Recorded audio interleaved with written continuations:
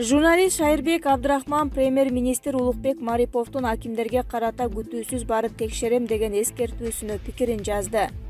Азыр акимдерге күтүүсүз барам, айтып коеюн, капа болбогула деп эскертүү берип, үстөлдү бир койгондо эмне толк? Же эмне акимдер мурдагы СССРдегидей 5 жылдык планды аткаралы деп айылыма айыл кыдырып, буудайдын учун сыдырып жүрүптүрбү? Азыр эми акимдериңдин колунан кайсыл кокон тыйын келет? Же элге банктан пайызы арзан кредит алып береби? Же жеке менчик жерлерин айдатып, үрөөндү берип, аны сатып алуу иштерин сүйлөшүп, дыйкандарга сунуш айта алабы? Аким деген неменин колунан эмне келет азыр деп сурагылачы элден. Күтүүсүз барып калышым мүмкүн деп койгонун, күтүүсүз барсаң кайра жакшы, сага деп ар кайсыл начальник, соодагер, салыкчы, токойчудан бери тыйын чогултуп союп бере турган жылкы союлбайт. Кой союп берип, аш көш менен үстөлүңдү гүлдөтүп жиберип узатышып коюшат. Сен андан көрө айыл чарбага силер күтпөгөн жактан инвестор таап берем. Жер шартыңарды, элеттин ишкерлерин, дыйкан малчыларды, бал челекчи фермерлерди тизмеге алып, алардын жаңыча идея сунуштарын чогулткула. Элетти өнүктүрүү боюнча өз көз карашыңарды камдап жүргүлө дебейсиңби? Күтүүсүз барып калган жакшы экен же деп жазат Шайырбек Абдрахман. Кыргызстандын мамлекет башчысы Садыр Жапаров Россия менен Эри Шаркак жылынын мөөнөтүн узартууну сунуштаганын президенттин маалымат кызматынан билдиришти. Бул тууралуу пикирин Садыр Жапаров өзүнүн союздук байланыштар президент Садыр Жапаров Кыргызстан менен Россиянын байланыштары тууралуу жөнүндөгү макаласына жазган. Тексти президенттин сайтына жарыяланды. Көп улуттуу Кыргызстандын элинин атынан мен Эри Шаркак жылынын мөөнөтүн узартууну сунуш кылам. Бул боюнча Россиянын жетекчилигинен колдоо табарыма ишенем, деди Жапаров. Ал 2020 жыл Россия менен Кыргызстандын Эри Шаркак жылы деп жарыяланганы менен пандемияга байланыштуу көпчүлүк иш-чаралар онлайн өтүп калганын белгилеген. Иш-чаранын жабылыш аземи 2021 жылга пландалган болчу. Бишкек шаарында бажы кызматынын жетекчисинин мурдагы орун басары Райымбек Матраимовдун кармалышына нааразы болгон топтун митинги өтүп жатат. Митинг УКМКнын жанында скверде өтүүдө. Ал жерге келген Матраимовдун тарапташтары Матраимов качкан жок, Матраимовдой ким акча жеди деген дагы бир катар жазуулары бар плакаттарды көтөрүп алышкан. Ал жерде жүргөн кабарчынын айтымында 70ке чукул киши жүргөнүн билдирген. Эске салсак, бажы кызматынын жетекчисинин мурдагы орун басары Райымбек Матраимов кайра камалган. Райым Матраимов өткөн жылдын 20 октябрында бажы тармагындагы коррупция боюнча айыпталып УКМК тарабынан кармалган. 1 май райондук соту баш коргоо чарасын тандап сыртка чыкпоо тууралуу тил кат алган болчу. Кийинчерээк ал мамлекетке келтирилген 2 миллиард сомдук зыянды толтурууга макул болгону айтылган. Анын 1,4 миллиардын акчалай, калган 600 миллион сомуна бир соода борборун 9 батирин өткөрүп берген. 11 февралда 1 май райондук сотунун судьясы Гүлзат Дыйканбаева Матраимовду коррупцияга күнөөлүү деп таап 260 миң сом айып салган. Анын жана жакын туугандарынын камакка алынган мал-мүлкүн ээлерине кайтарып берген. Бул окуядан кийин коомчулук арасында нааразычылык жаралып, митингге чыгышкан. Кийин президент Садыр Жапаров сот Матраимовго бир эпизод боюнча гана чечим чыгарганын жана иш уланаарын айткан. УКМКдагы Райым Матраимов Кытай жараны Айеркен Саймаитинин банктар аркылуу өлкөдөн 700 миллион доллар чыгарып кетишине тиешеси бар жогун аныктоо үчүн тергөө иштери улантылып жатканы боюнча маалымат тараткан. Булак Спутник KG. Кара сууда Райымбек Матраимовдун тарапташтары митингге чыкты.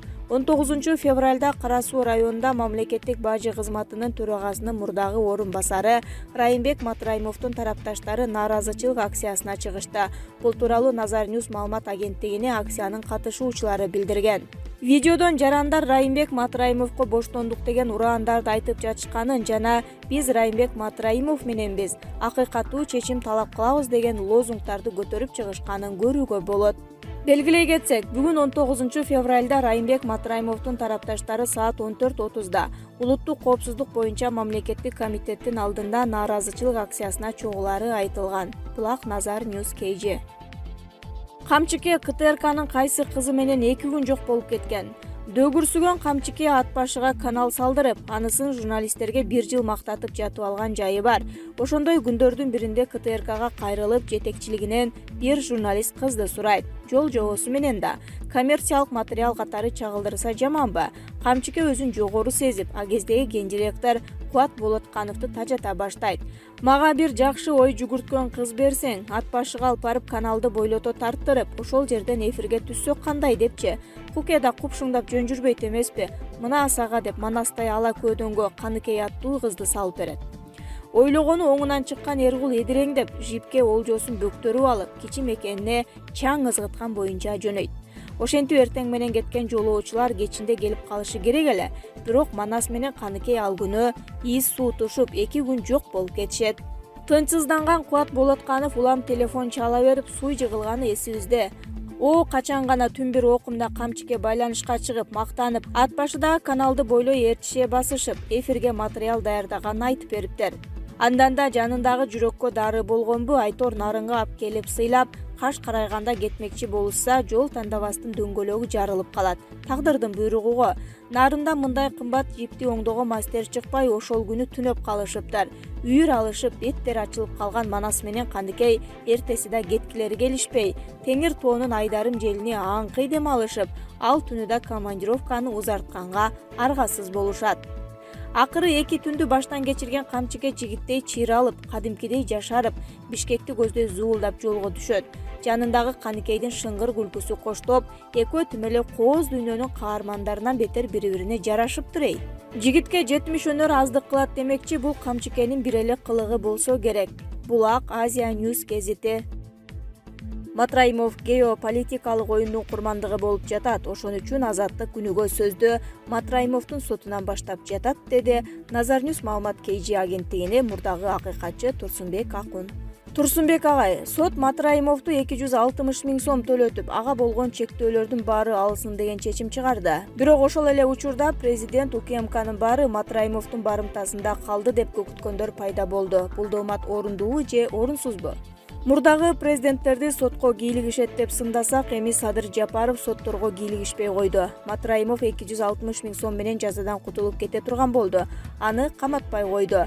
Чындыкка жаназа окулду деп сындап жатышат. Матраимовду каматкадай Садыр Жапаров сот эмес да. Ошон үчүн Райымбек Матраимовду каматпай койду деп президентти күнөөлөгөн негизсиз деп ойлойм. Бизде өзү Матраимов жөнүндө гана сөз болуп жатат. Кыргызстанда Матраимовдон өткөн бай адамдар толтура. Алардын көбү коррупциялык жол менен байыгандар. Үстүнөн иш козголгонуна карабай, президентке шыйпаңдап жакындыгын жолун издеп жатышат. Тагыраагы премьер, вице-премьер, министр болуп мамлекеттик кызматта иштеп байып, Москвага 3 кабат үйлөрдү салып, чет мамлекеттен эсептерди ачып жүрүшөт. Мына ошолордун баары сөзсүз түрдө тиешелүү жазасын алышы керек. Коррупцияга малынган адамдар тиешелүү жазасын алмайынча Кыргызстанда эч качан коррупция токтобойт. Неге Матраимовдон бай адамдар толтура болсо да Матраимовдун арты менен президенттик каралоо күч алды? Матраимовду жактагандан алысмын, бирок калыстык үчүн айтып коюшум керек. Матраимовдон дагы оор кылмыш кылгандар жөн эле жүрөт. Матраимовду Магнитскийдин тизмесине киргизип, аны коррупциянын символу катары сындоо менен Атамбаевдин убагында үзүлүп калган Америка менен Кыргыз Республикасынын ортосундагы келишимди кайра күчтөп калыбына келтирүүгө аракет кылып жатышат. Ошондуктан ал геополитикалык оюндун курмандыгы болуп жатат. Америка артында турганы үчүн Азаттык радиосу да күнүгө сөздө Матраимовдун соту менен баштап президенттик каралоого аракет жасай баштады. Ал турсун реакция деген акцияны байма-бай уюштурган балдардын сөзүн АКШдан жана Европадан каржыланган Азаттык, Клуб KG, Кактус Медиа деген сайттар чагылдырып, коомдук пикир жаратуунун аракетин көрүп, америкачыл көз караштагы саясатчылардын саясатынын тымызын жүргүзө баштады. Аккула саясатчылар жаштардын колтугуна суу бүркүп, кандай сүйлөштөн, кандай талаптарды койгонго чейин үйрөтүп, жаштарды курал катары пайдаланып, элдин тынчтыгын эске албай, тополоң чыгаруунун аракетин көздөп жатышат. Кыскасы, өлкөнү башаламандыкка алып келе турган топтор пайда болду.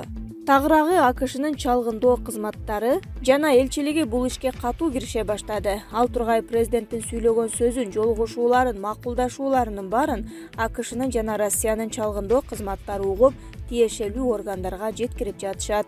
Митингге чыккан жаштар адилеттик үчүн күйгөндөр, мамлекеттин эртеңине кайдыгер карабагандар деп ишенсек болобу? Чынында бул балдар адилеттик үчүн күйүп, чындык үчүн күрөшүп жатканын Кудай билет.